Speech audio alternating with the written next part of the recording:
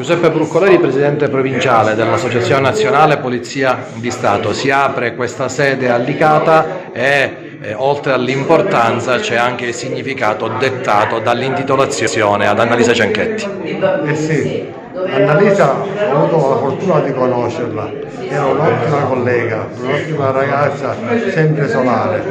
La stessa era sempre disponibile, era sempre presente nelle varie manifestazioni, era ben voluta da tutti.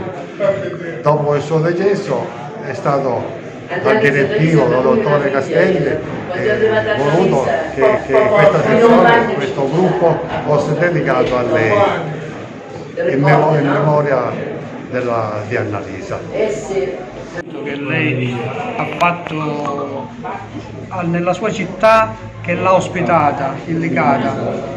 In 25 anni di servizio si è sempre occupata di maltrattamenti in famiglia, abusi su minori, casi molto particolari e forti che la impegnavano molto e che dedicava tutta la sua vita per questa problematica.